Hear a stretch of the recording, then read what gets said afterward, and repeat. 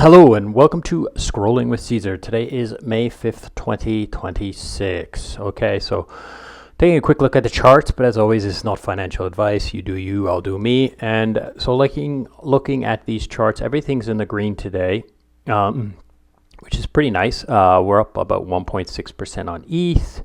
BTC is up about 2.2%, so it's actually broken through the local high. So are we going to the moon? Perhaps. I'm not exactly sure, but we'll see. Gold has tried to recover some of its losses yesterday, but it's still down near the bottom here. And Sonic is also looking a lot like ETH, still ranging around inside its range here. Hype went up 5.5%, but it's still below its local high. So the only thing that's gotten into like local all-time highs would be BTC, but other things tend to follow. So hopefully BTC keeps going, and then everything keeps following it, and then we'll all be going to Valhalla together. Okay, so let's move on to the news today. I'm going to try to keep it short and sweet as usual, but I've got a lot of different topics today. So the first one here is Token Bryce is tweeting out a Pharaoh's screenshot. It's pretty interesting. Okay, so it's the blacklist tracker page where you can see all the different like places where centralized stablecoins have frozen people's assets. Okay, and it's significant, as you can see. Like the total frozen is about 3.8 billion. You can't know, we don't need to know if this number is exactly accurate, but it's significantly huge, right? And then 800 million has been destroyed or seized and burned, right? So frozen versus seized and burned, okay? And then it says up here, unfreezable market share. So if you take all the stable coins together, all the market cap of everyone, and you analyze which ones are unfreezable, like immutable, unstoppable, it's only 0.05% of the total market cap. So he's saying we need to stand up for the 0.05. So we need to I'll keep shilling these trustless stablecoins until I die, because it's definitely something you need to consider. Like, of course, I hold centralized stablecoins with freezing powers, compliant stablecoins, Clarity Act, like Frax, for example, FRX USD, but also with some of my portfolio, especially the stuff that I have like tucked away and I'm not going to touch it so much. I put these into stablecoins like Liquidity. Okay. So moving on. So here we have Zach XBT kind of talking about the same thing. So listen to it. 150 million of the DSG exchange, blah, blah, blah, Ponzi scheme collapsed last week. April 27th to May 5th, illicit actors laundered $98 million across chains. I helped lead initiative with Tether security team and law enforcement that has since frozen 41 million. So this is the bright side of the coin, right? Like, yeah, okay, the centralized stable coins can freeze, and that's scary if you're holding assets and you're worried that they're going to freeze your money for some reason. But on the other hand, they can also freeze and seize hacked money, so hackers' money. So it's kind of like a give and take. I kind of support both aspects of this. I think both of these ideals or concepts are important in crypto. So, but we need obviously some clarity, like can Tether or can USDC, can they freeze this? Can they act fast enough to make a difference and actually freeze these assets before they get laundered into like ETH or BTC and stuff like that? And that's generally the problem that happens with these centralized stablecoins. They can freeze, but they don't act fast enough on hackers. So in fact, the only person they will freeze are the ones that are like sued or censored by American government or something like this, sanctioned or something, right? So anyhow, let's move on. So on the other side, we have Liquidity Protocol, the bold stable coin, and so let's take a look at the some of the things that Liquidity touts that it is able to let's just look. It's called, they call it a DeFi risk bingo card. And if you take a look at this, so they've got no admin keys. There's no L2 bridge problems. There's no risky collaterals. It's only ETH, Lido staked ETH and Rocket Pool ETH. There's no counterparty risk, so they're not like taking on other stable coins as collateral and stuff like that. There's no direct claim. There's no DAO, drama, DAO deciding things or choosing things or, any kind of stuff. They don't run on banking hours. They can't freeze, and there's no custodian risk because everything's immutable smart contracts on Ethereum mainnet. So consider it. Like I said, compare this risk sheet to the stablecoin you're using and see if you can check all of these boxes on yours.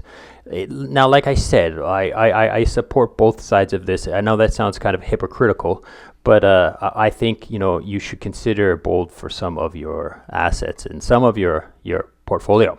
Moving on. So here we have Stable Summit, and we have a whole bunch of big players here. If you look at some of the names, we've got Western Union, Citibank, Algora, Frankenstein, Frax Finance, Cloudflare, Fidelity, FX Protocol, WorldPay, and Stellar. So a lot of big names here going out to this Stable Summit to speak. And if you're out there and you can kind of go and check this out, then it's definitely worth checking out. But again, it's going to be obviously recorded, and you can kind of watch it there. But as you can see in here, there's two stable coins that I really like, and that is FX Protocols, which is again, it's one of the trustless ones, and I'm happy to see that Surreal is in here. And then we also have Frax, which is very compliant, very much more centralized than FX USD or Bold, but it's still a protocol that I really like to use because it's grassroots and they understand DeFi, they understand the vision, but at the same time they're bringing crypto to the TradFi people in a way that allows everybody to win in some ways. So it's a weird one. I would much rather hold Frax than USDC if I could get Frax to be more friendly with my my routes for ramping and stuff like that. But I'm slowly building up my FRX USD holdings and using EtherFi credit card as opposed to just trying to bridge everything off. Okay, let's move on. So Frax Finance here it's difficult market to grow in, but you can trust Frax assets to continue delivering secure performing yields. So as you can see, Frax does have some sweet yields on it, and it is pretty, you can't see it here, but it is pretty stable. And if you do hold SFRX USD, then you're pretty happy with the yields that are going on. But if you check out Stable Watch, we do see that some of these protocols are growing pretty well, and up 36%. And this is TVL or market cap, I guess. Probably you can probably say it's probably market cap. I don't know the Sierra one, but they're growing, right? So these stable coins from us, some are degen, some are grassroots Frax, Cap, and FX Safe. They're all stable coins that I use or hold in some manner. Okay, so check them out. Let's move on to away from stable coins and talk a little bit about something else. So here, Base is partnering with Succient to bring zero knowledge proofs to Base Azul. So I've been asking people about this, and the main takeaway I can get from this is ZK knowledge proofs. What they allow for is faster settlement, so onto mainnet.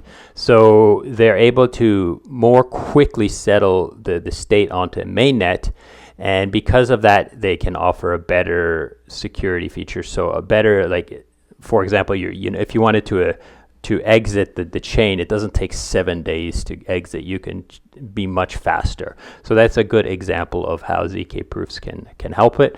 So the idea here is that if they do take on ZK proofs as their and move away from optimistic roll up, then they can more quickly get to stage 2 and be actually more secure, right? So this is it's in contrast to what has happened recently with Arbitrum, with them being able to freeze people's the hackers' Ethereum and to rescue it for the Kelp DAO. So when Arbitrum has done that, it has kind of created a can of worms over there.